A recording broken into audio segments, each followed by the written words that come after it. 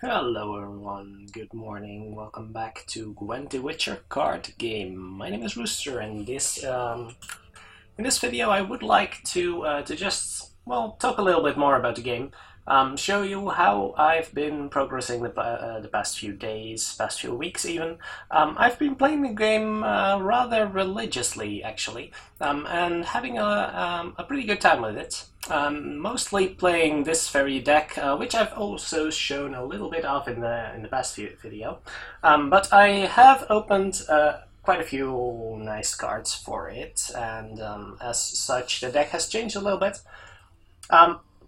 Just a quick overview of how the deck's looking right now. We're mostly focusing on, actually, it's a lot more control focused than the average Skellige deck you find on the ladder. I've found since the last patch, including Elzar's Thunder, is highly recommended. There's a bunch of really nasty units that your opponent might play, which you really want to take care of, including one First Light. I think that's the right call in a deck like this. I don't like running too many of these, although certainly some of your opponent's decks might run multiple copies, and it's not the worst idea. It can be a little inconsistent, and that's what might be keeping it down. So I like one copy. I've only included any cards I've opened. I have not yet bitten the bullet on actually crafting any cards. So I've got quite the amount of scraps. So I might dive into some actual constructed decks pretty soon. But so far I've just been rolling with what I've opened, and I've been reasonably lucky actually. So we've got Arbion here, which is pretty core in most Skellige decks actually. We've got Gerald Igni, which we've seen in the past video. Olgierd has been surprisingly effective in this deck, and well, of course, we've got Triss, who's just generally good. Not that core to many constructed Skellige decks, but she's been doing fine for me, especially since the last patch. And of course, well, not too many exciting cards to talk about really. So let's just take it for a spin, see how it works, and we'll talk about the deck a little more later. So let's dive into some casual matches. I've mostly been playing, well, at least 3 wins a day. I guess on most days I've actually gone all the way to 9 wins, which actually rewards you with quite a nice amount of ore to buy approximately 2.5 card kegs a day, I would say. So over the course of 9 wins, of course, of an uncrate. You get 175 ore in rewards for leveling up twice, which is something you will do, and then of course the bonus for every single win in between, as well as the occasional GG bonuses. So that should lead to between 2.5 or 3 boosters a day, which feels really nice. So as a general guideline, you don't want more than 1 Clandemon Pirate, so I should be using the mouse because my keyboard has been quite loud the past time. And let's take a look at what our opponent is. We are playing against another Uncrate deck. I'm not enamored with the Hunter, but let's just throw away the First Light since it's not that useful if you're not playing against Monster. It's never a terrible card, but I don't like the card too much. Plundering in springtime. So the main reason we are including, well, the main reason we're not looking for skirmishers in our starting hand is that one tends to be enough, and we do have a way to discard it. So let's start out with that was actually a mistake, but we're not punished for it. Let's discard our skirmisher because that's kind of a horrible card when you play it at first, so you kind of just want to discard it. And the same goes for Olgierd, who automatically resurrects himself at the start of next round. So that means, and he actually works with the Skellige bonus right now, so that's pretty sweet.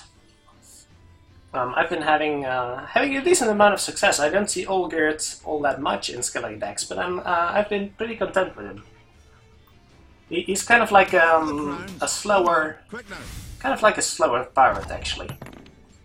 You know, the pirates that actually go into play when you discard them. I basically call them silver golems, which is kind of what they are. Shieldsmiths have also received a small little buff, so that they could actually be pretty sweet. Definitely a budget consideration. Oh, we're waiting for me, right? We are actually waiting for me.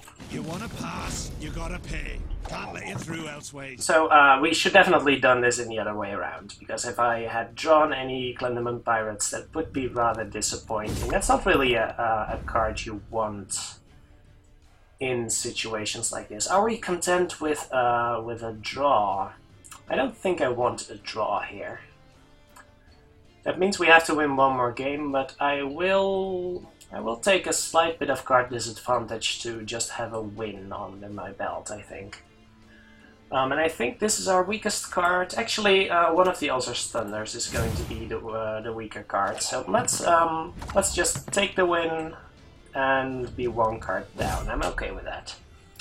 I think we can actually force him to play one more card than us next round, which means we're starting in the last round, which again means that we should have the advantage going in the third round. It's a strange little consideration, and it's kind of part of the charm of this game. Let's play a longship. We don't want to be stuck with two longships in the last round because it's a little vulnerable to some kind of removal. Which means that his cards are kind of safe right now. Am I worried about him buffing those? Maybe a little bit. So we could throw a happy little debuff on those, which is not a horrible idea. I kind of like that. Or we could resurrect the Skirmisher. This Scorch is always burning a hole in our pocket. That's kind of a problem with a deck like this. We could remove one of those. Actually, let's go with the debuff plan. He could Dimeridium Bomb us, I guess, but that's not too much of a problem. D-Bomb basically gives him 7 strength right now. I'm kind of okay with that. So, expecting a series deck here. Standing the Queen's Guards on round 2 is not all that strong. But that does mean that we should hang on to our strong cards. I'm kind of a fan of just playing Geralt and then passing here, which is not the most awful idea. We have plenty of stuff to resurrect, right? I kind of want to go with a Priestess here. And if I get Scorched, then that's actually kind of fine.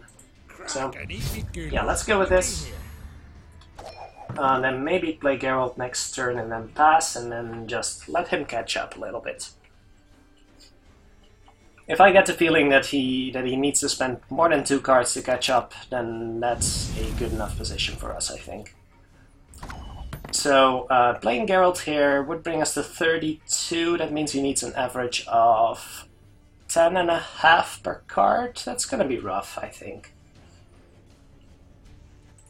So I'm thinking we play Geralt here and then we pass, and if that brings us to an equal amount of cards in hand, then I'm actually okay with that, I think. Right, that's a 12, that's a start. We could actually Scorch here. And I think I'm actually fine with that, because Scorch is a hard card to make proper use of in the last round. So yeah, I'm okay with using it here. Because in the last round you often find yourself with a big minion on the field. Actually, it probably was a little bad to use that here, because you can now reanimate that again. It still costs him 2 cards to catch up, so it might be fine. Dimeridium Bomb here gives him a little bit of a boost, so we could pass. That means he needs a 12 to catch up. He needs 13 power in 1 card to be ahead of us. Do we think we have that? That's the question here. You know, I actually want to use this Commander's Horn that's in our hand, because it's going to be not that great in the next round, I think. So let's go with our hero power here. I'm calling it hero power. What is it actually called? It's just a leader ability or something? Leader card? Any last words? Oh, that's pretty bad. That is actually really, really bad. We are one card down. Commander's Horn is going to be just as good next turn as it is now. I did not think of that. That was really silly of me. Well, unfortunate. We are still 1 point ahead, so I think I'll just pass here. He needs one card to catch up. That means we're equal in cards in hand, and he wins this round, so he goes first. So we can Commander's Horn as the last card on the last round, and that's fine. I did not need to overextend like this, but he's going to need to play a decent card here. Hasn't found all of his Queen's cards, so I'm actually kind of okay with this. So he passes, he has 5 cards for the next round, we have 5 cards, but he goes first. Death holds no surprise. Now we have Ogre, of course. That's just a little bit of an advantage, which is nice. Step careful there. Of course, this is not the card you want to see at this point, although it will let us swap, for example, our Ulcer's Thunder for something a little bit more impactful, which I like. I like that. Oh, that Lacerate might be... Well, if he goes all in on the Queen's card, it might be better than Ulcer's Thunder, actually. Yeah, let's discard the Thunder. I don't think we'll need that. Okay, so going for the Queen's card. Looks like the Lacerate might be decent. So I'm reasonably happy with that, although it's not looking too pretty here. He's used his... Oh, he has not. Has he used his Scorch? I don't remember. So reanimate on that one. Oh, that's pretty strong actually. And we don't have an Igni or a Scorch for ourselves to deal with that. We should have kept the Scorch actually, since we knew he was a Ceres deck. That was actually quite awful. I don't know whether we can catch up here. We need a good Commander's Horn on the siege row, I guess. So if we're going for the siege row, do we want to reanimate a longship? That's kind of telegraphing our intentions, but it's a lot... It is only slightly better than reanimating a skirmisher, though. It's only slightly better, but it might just make the difference. So I guess we're going for a skirmisher, and then we can still decide which row we want to use the buff on. I guess I'm okay with that. It's just too weak to disruption, I think. So let's go with this. See, this is actually a 15, and a longship, if we reanimate it, you would need to double it. I'm not sure we're doing enough here. Let me think. We have a 19 on the front row, and then an 18 on the back row. Every point might count. Yeah, let's go with the front row. Actually, this is not weak to anything, because he has a bigger minion. We get 18 from this one, so that's 55. We have a 12-point swing with the Lacerate. This should be okay. So what's your final card, sir? He also has a Commander's Horn. Well, that's that's game. All right, well played, sir. Not much we could do about that, I think. But yeah, we did walk head first into that Igni the second round, and that's entirely our own fault. So yeah, that's nice. That's nice. That was a good game. I don't mind losing losing to that opponent. So if that went a little fast for you, I can definitely understand. I might be prone to not explain any cards properly. I should pay more heed to that. Ooh, I haven't played against Scoia'tael in quite a while. All right. But I do think explaining every card is going to make things really annoying really fast. So they did improve the scrolling mechanic in the last patch, which is nice. Now all we basically need is some way of actually seeing the entirety of our starting hand in the mulligan phase. But that's for later consideration, I guess. I like having one skirmisher. Olgierd's going to be pretty good. Not necessarily enamored with Svanrige. I don't like the first light, so that definitely has to go. Svanrige is good with the skirmisher though. Although I suppose I could just get a good card instead. Let's throw Svanrige away. I can instead of playing Svanrige, I can just play the skirmisher. Right? And get a good card instead of Svanrige. It's basically the same.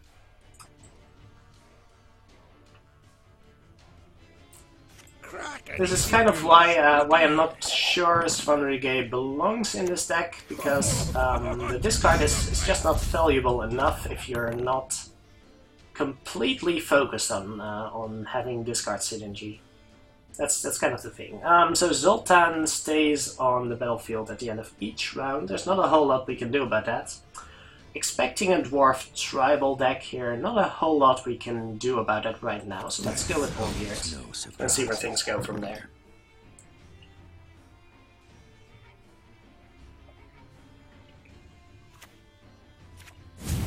So Ulcer's Thunder on Olgierd, that is actually fine with me. Let's play the cow. So we do have the strength advantage, but we're not committing too much.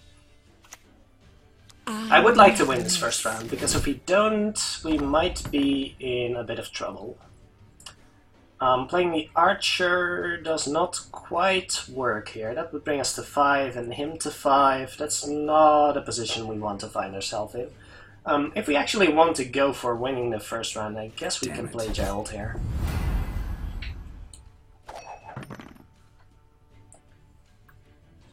Let's get this over. That is probably fine.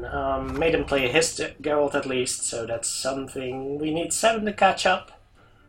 I would be fine with doing that. We don't have any synergy with buffing the front row, so I don't like using the Great Warriors here. Excuse me, can we resurrect anything meaningful? We could resurrect the Skirmisher right here for a 10-point swing. We don't have any other resurrects though. I guess I'm going for the Longship. The thing is, the Priestess is going to be much better in the late game compared to the average minion. I would like to use 1 or more Thunders, because those do not get better in the late game. So in case of doubt, you really want to use your faction ability or your removal spells earlier rather than later, because those don't get buffed over the course of the game. That's actually a pretty real consideration here. We are 8 points behind, which means we could go for the Resurrect plan. I kind of like at least forcing her to play more cards, which makes her faction ability weaker. I'm kind of in favor of that, and if he plays something meaningful on the melee row, then we can destroy it with Igni, which is nice. Nothing we really want to Ulcer's Thunder, so I guess I'm okay with that. Modern Freya. Nothing like some overseas plunder. We might draw another Priestess later, which makes this pretty good. I'll get it done. Alright, that seems like a pretty strong play. Gave him the Commando, which means he can play the Commando again, and then perhaps the Archer again, so that's a 9-point swing. We are 11 points behind right now. I think it's time to just concede this round. I think I'm okay with that. Can be a little annoying to play against sometimes, Scoia'tael. But at least we did get a card back, and playing a 9 strength unit is actually not terrible. I'm not sure why they would bounce that one to our hand. It's actually a little odd. Okay, so Triss is going to be pretty good against Sultan here, which I like. That means Sultan is weaker this round as well as the next round, which is pretty sweet. We really don't want to be behind in card advantage during this round, because if Scoia'tael gets to play the last cards, then you're kind of in trouble. Playing the Scorch here, that's actually fine with me. There's going to be plenty of bigger cards to come, I think. Going with the Pirate here, I think. Doesn't really matter to do it right now, and they do have... Well, I shouldn't play this one, because they could have a Nature's Gift to just repeat the Scorch, which would be unfortunate. So I kind of like just going with the Pirate here. They do have a target to remove something, so playing Triss here would only make sense if we didn't have Olgierd on the board. I never miss. And if they have an archer, then they're going to kill Olgierd, and that's just the way it is. Not much we can do about that. So we kind of want to wait until another special card is played, or play one ourselves, I guess, before we play this guy. So I'm actually fine going with Triss here. Because that dramatically reduces his power for the next round also, and I like that. Alright, still ahead. Of course we can't pass if we're behind, which is kind of a problem. Bouncing this one is actually not that much of a problem. That removes 3, this removes... so I'm actually thinking I might remove the archer here, just to prevent them from using the commando on the archer and repeating it. I think I'm okay with that. Could also Ulcer's Thunder on this one, which I really like, because Ulcer's Thunder is always going to be a 6. It's always going to be a 6 power swing, and it's never getting any better than that. So I think I like that. Going with the Hunter next turn, the Hunter killing the Archer is reasonably nice. I'm not sure whether we're getting any Igni targets, that's kind of a problem. And we're not going to be ahead in cards on the last round, unfortunately, as it looks right now. But that's just the way it is. That's another 7-point swing, and I'm expecting him to pass here. So that does mean he has 1 card to play after we do on the final round, which is a little unfortunate. But we do have the Olgierd advantage over the Zoltan one, so there's something to be said for that. That is not the card we wanted to see, unfortunately. So a little bit of bad luck, I guess. But still a reasonable amount of power, so as long as he doesn't have a Lacerate, we should be in reasonable shape, I guess. He knows we have this, so we might as well just play it here. Is Scorch still the last special card played? No, we did play an Ulcer's Thunder, so that's kind of okay. Oh, that's going to be painful. He knows we have our faction ability, so it's gonna hurt anyway. We can't not play anything on the melee row, so we might as well just get it out of the way right now. So that I was expecting 5 damage to every single unit on the row. That is unfortunate, that's a pretty strong card this way. Not much we can do about that though. So we're now equal in strength. Let's use the faction ability. There's no way we weren't going to use our faction ability, so we wanted to trigger that as soon as possible. Basically to make sure our faction ability actually does something. And this is what Scoia'tael does with the new... with the new First Light card. It's pretty disgusting at times. What do we do about this? We could remove the commando, that doesn't really do anything. Well, we need to remove something, I think. What's he gonna have? Our last 2 cards are not very strong, unfortunately. Are we expecting him to have a... We're not expecting him to have a card that brings him to 20 strength within the next turn, so we should probably just play Igni here. If we saw that coming, we should have played Igni to trigger the trap, by the way. Maybe I should have done that. I don't know. Doesn't really matter where we play him, I think, so let's just go for a siege row or something. It is actually relevant in case of something like...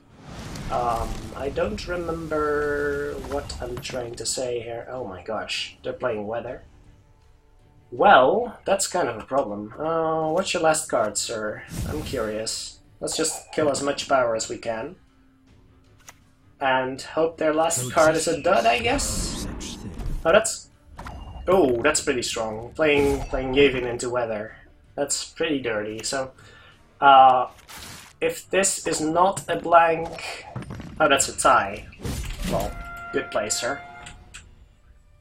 That's the disadvantage of a tie, basically. If you're tying, then someone might as well just concede. So I just find myself just conceding whenever it's a tie, because a tie counts for losses for both players. That's something the developers do want to fix at some point in the nearby future.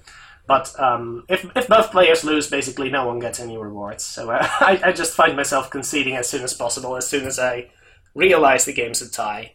It's a waste of everyone's time, basically. And in this way, I at least grant my opponent a win, so they get some amount of value out of that. And that was a good game, so I don't mind conceding there. I don't expect my opponents to do the same, but whenever I run into a tie, I just concede. It's the proper thing to do, right? So let's throw away a pirate here, and what else are we looking for? We have a discard outlet, so we kind of want to... So we're up against Gales. I'm not really sure how to pronounce it. We can't check the leader ability while we're mulliganing, so that's a little unfortunate, but...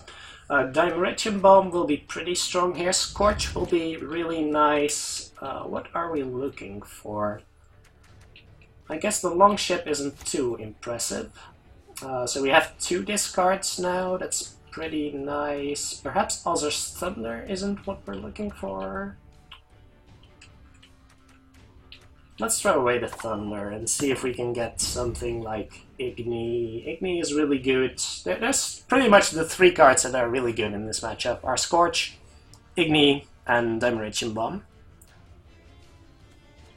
Because his faction ability lets him set the strength of all non-gold units in 1 row to 6, which is pretty sick, but does require some setup. So that means he's likely to want to swarm us. That's not a good card to start out with. Alright, so I'm pretty okay with that, of course. Do we want to start with... Oh, we want to start with Guardian, right? So we can discard the Skirmisher, discard... Oh, there's Igni. That's really good. So what else did we get? We got... what did I not realize? Oh, we got a Priestess. That's pretty good. Okay, so discard the Skirmisher, discard Olgierd. And we're looking pretty good over here already. Okay, so Griffins are pretty strong, and him moving Olgierd to his own graveyard is pretty nasty, because that means Olgierd revives on his side of the field next round. So that's pretty strong move there, and really unfortunate. So perhaps that's a reason why I maybe should not have done that against the monster opponent. I don't know. So he just shuffled 2 extra Foglets in his deck, and that means that the next time a Fog comes out, he will have 5 Foglets. So then he can set the road to 30, basically. But we do have Igni, we do have a pretty strong counter offensive going on here, and we are ahead on the board. I'm tempted to just pass here, but I'm not sure whether that's the right move. We could actually try and get some use out of the Commander's Horn this round by using our hero power right now. Would he pass? He might just pass, though. You know, I'm actually fine with passing here. He's going to need to play another card to win this round, and if we win this round while on parity with cards, then that's actually fine with me. We want to have the final card against an opponent like this, just so we are able to demolish whatever he has built up with, for example, Igni or Scorch. I'm in no mood for jests. So he gets Olgierd. He does not benefit from the faction ability, so he's going to be a 4 now and a 2 next round. That's a little more marginal than it would be for us, because for us Olgierd will be a 5 and then a 4. That's actually quite a difference. And here comes the fog. So I kind of want to destroy that Ancient Foglet, and that's what the Ulcer's Thunders are in our deck. I'm not sure why I mulliganed that one away, but perhaps just away... Well, actually we did draw a first light, which is also kind of good right now. Maybe not exactly what we want though. Let me think about that a little bit. We could just play Triss and then wait with the first light a little bit. Could just let him commit a little more. I don't hate that. Perhaps see if I... can we see if he has Frost? I kind of want to jump ahead a little bit more, so we don't have to spend a lot of cards to catch up. So we're destroying Olgierd, and then jumping ahead of the curve here. Alright, 2 more Foglets in his deck, so that's going to be pretty big. But fortunately we do have quite the swath of answers here. I'm using my faction ability. Just because we might want to Dimeritium Bomb this round. Ooh, that's an interesting card. So that will transform into a... Oh, it's only an 8 strength unit for next round. Still pretty good though. Still pretty good. And it won't be selected with the monster passive ability, so he will have a 10 strength unit for next round. That is pretty reasonable. So if we plan on using D-Bomb sometime this round, what do we want to do? Now we kind of don't want to weaken any of his units. We could just go for Commander's Horn. We don't want a Commander's Horn before the Dimeritium Bomb though. How about we just resurrect something? I kind of like that idea. We serve her who is virgin, mother, and so we resurrect the Skirmisher and see if he has a Frost in his deck, basically. And if he does, then we can Dimeritium Bomb to remove the... well, not exactly remove the Frost, but we're still going to be pretty good here. So does he want to use his faction ability? That's a curious thing. So there's 2 more Foglets in his deck, and then there's going to be 5 right now. That means he has 7 next round, so we really need to save Igni. We want to use Igni when there's no Ancient Foglet though, that's kind of annoying. I did not think of that yet, which is kind of a shame. That Ancient Foglet actually protects the rest of the row from Igni, which is kind of dangerous. He passes. Alright, that's interesting. I was not expecting that. But in that case, I'm fine with it. I have a bunch of answers. This Commander's Horn is going to be pretty awkward. I will admit, it's looking a little bad right now. Oh, and he gets to keep the Ancient Foglet. That's really dirty. That's horrible luck for us. Alright, well, we'll see what we can do about this. Perhaps we just use the Scorch right now, so we can Igni later. I think I like that, because he's likely to want to use Fog and then get the Ancient Foglet. So we start out with Scorch to remove the Ancient Foglet, and then that means that when he uses Fog and sets the row to 6, that we can actually use Igni to kill him there. Perhaps just weaken it right now. I think I like that. Then we can remove the Fog and then see if he bites. I think I like that. Just, should we really weaken the Foglets? We don't need to weaken it yet. We can do that after the Fog hits, right? And there's plenty of time. We have the card advantage, so we get to play the last card, which is really important here. So there comes the Fog, alright. So we could just choose to remove the weather here and see if he has another fog. That's actually also not a bad idea. Let's think about that. Because the foglets will die if the fog disappears. So if he uses his faction ability on that, then he's kinda screwed. So we could just use Igni to remove this guy here. And we still have the Damarichian Bomb in case he... Yeah, we have all the answers here. So let's use Igni to remove the Ancient Foglet. And then we have quite a number of answers left, if he chooses to buff or whatever. Because I'm expecting him to use his faction ability on the Foglets, indeed. So that means we've used our Scourge, he feels pretty safe. We've used our Igni. And then we either hit him with the Dimeritium Bomb, or we just... if he buffs again, then we still have to debomb for later, right? So we just clear skies over here. Yes. So we clear skies, which means all the Foglets die. And suddenly he's in a bit of a pickle, I think. Could have waited until he used his Thunderbolt potion, I guess, but I'm still okay with this. Let's revive the other skirmisher. See if he has a Scorch. He might very well have one, but that's okay. Another Thunderbolt potion, alright, so Dimeritian Bomb will be pretty good, I guess. Do we want to use that now? We kinda do. Because it's going to be awkward afterwards if we want to wound the units, if we want to use a Commander's Horn. I think we're okay like this. So we can wound the Vampire a little bit. And then we have a Commander's Horn for the last card. And so does he. But it won't be needed. Alright. So, yeah, Gels is a little screwed in the current environment where he gets countered pretty hard by everyone who runs Clear Skies in their deck. I mean, first light.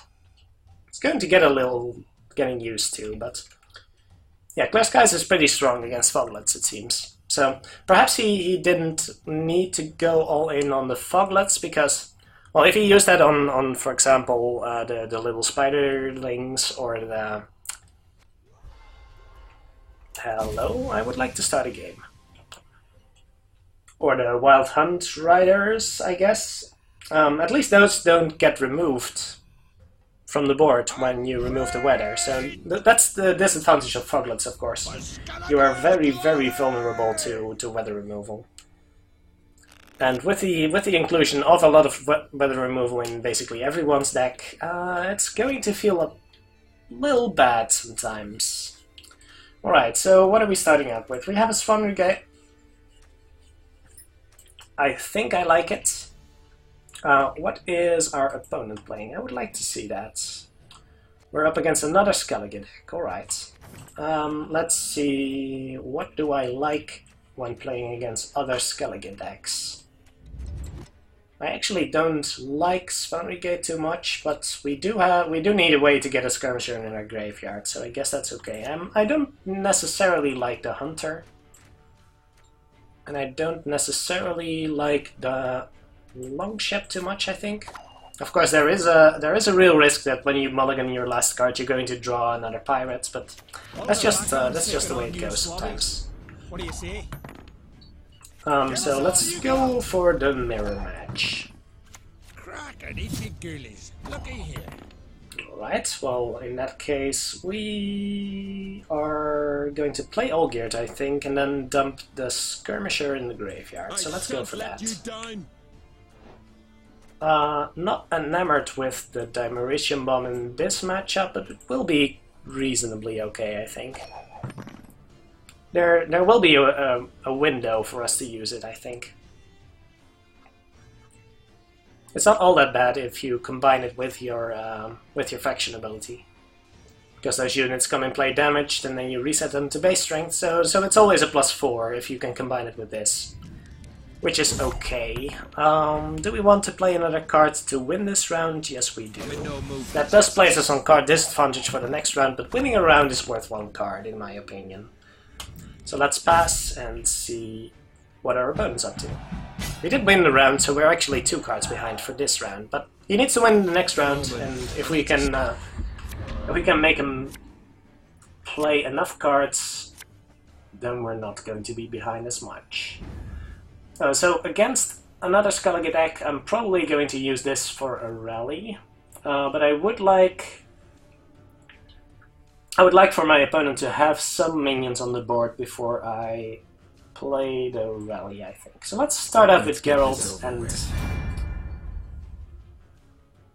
basically see what our opponent's up to. We've only seen 2 cards from him yet, and Geralt isn't really telling us anything. We could go with Ciri here, just play another 12 and see how he deals with that. Of course, that does mean we can't use our Damnation Bomb again, because that would reset the damage on Geralt, which I don't really like too much. Let's just reanimate the Skirmisher and prepare for the next round a little bit. It's also a pretty strong play, so I'm expecting him to basically do the same, but... Oh, he has another Skirmisher, alright. Well, we do have something to hurt right now, so let's go with the rally and see what happens. Because I do want to have most of my information going into the last round. We serve really her nice. Who is virgin, mother and crone. Alright. The Scorch is also going to be really awkward, because... well, we're kind of likely to have at least a strong minion on the field at most times, so that's a little annoying. Are we going all out here? 7 is not enough of an advantage to really go for, I think. Should we go for a Dimerition Bomb this turn? It's not the worst idea, because if we debomb, then we can Commander's Horn afterwards, and that leads to a pretty strong board. It's a little weak to Scorch, but if as long as only 1 minion gets destroyed, then that's actually fine. It's also very weak to Igni after Scorch, but then he would need to have both Scorch and Igni, which is a bit of a stretch, I guess. And we did already win 1 round, so that's really the advantage of winning the first round. You really force your opponent to commit and keep committing. And of course, when you're in the lead, then they have to commit because you're in the lead. But if your opponent's not, then that can be a really frustrating feeling. I think that's how you feel against most control decks if they win the first round. That can lead to some pretty awkward situations. Ooh, well, I don't mind using my Scorch here, just to get it out of my hand. If he wants to revive that later, I could also... I'm expecting him to reuse that thing in last round, and it's going to be bigger than anything I have. So I guess I'm actually okay with that. Do we really want to Dimerition Bomb here, though? I don't know about that. We can get some amount of advantage from that, I think. If he buffs something... We could also just pass. We are 9 points of strength ahead of him. I kind of like making him use another Resurrect, though. Although he will be much weaker in the last round. Actually, let's forget about the Dimerition Bomb and just go with the Commander's Horn here. If he wants to Scorch us, that's fine. We're jumping ahead here, and he needs to catch up. If he Scorches and perhaps uses a D-bomb of his own, then I guess this could be nasty, but even if he D-bombs here, then we're still ahead and we can pass and then give him the turn back. I guess I'm okay with that. Or we could use our Lacerate while it's still pretty strong. I don't hate that. Although if he has a D-bomb, that's going to be pretty awkward, I guess. I'm not sure how I feel about that. I guess if he D-bombs, he gains 4, and I'm losing 6 and 10, that's 16. I'm losing 21 and he gains 4. So that's a difference of 25. That would be enough to get the advantage here. But if I lacerate now... So do we peg him on having them rich in bomb? That's the real question here. I don't think I want to commit another card on that. If he has the debomb, then I guess he wins this round, while still being on parity with cards, but I guess I'm okay with that. The only problem I have here is the debomb in our own hand, which is going to feel pretty bad. I guess he doesn't have one, so that's pretty good for us. Means he needs to commit quite a number of cards to get up to our level here. Alright. Looking like a bit of a more basic deck than we are using, so that's a little unfortunate for him. Don't you pester me. Alright, well I'm certainly happy to not have to face that card for the last round, so pretty happy with that. So he has 3 cards against our 6. Our 6 cards aren't all terribly amazing, but we can work with this. Oh, well, talk about not very amazing. Well, we can shoot it with Siri. That's not unreasonable. Okay, let's play the cow. It's also kind of lacerate protection. You can call it lacerate protection, right? So yeah, actually, shooting the cow with Triss. I keep calling Triss Siri. That's probably really offensive to people who have played The Witcher 3 or something, but. Anyways, we have a Scorch, so that's pretty sweet. If he has a Resurrect, that's going to hurt, but I guess we should have waited a turn then. Listen here. Listen well. And if we just shoot the cow here, then we're in pretty strong shape here. Oh, we can't shoot the cow with that. Well, that's a bummer. An opposing unit. Oh, we can't shoot the cow with that. That's really disappointing. Oh well. We did win the round, so pretty happy with this situation overall, and I think that's going to be it. Can we buy a booster? I would like to buy a card keg, I think. Let's see if we have enough for that. We have 85, so that's not happening, unfortunately. Alright, so I do hope you you kind of enjoyed this view into how I usually play my daily Gwent matches. I might make a few more videos of these if people enjoy it, and perhaps check out some other decks, because I would like to dive into some other factions. I have quite a decent amount of cards for plenty of factions right now, and as you can see, there's quite an amount of scraps waiting for me to craft some fancy cards, so I'm kind of looking forward to that. If you have any decks you would like to see, then please do let me know. I will definitely see if it's not too expensive to immediately go ahead and buy. But yeah, I've been enjoying the game a lot, so I hope you do too. And as always, have a great day, and I'll see you next time.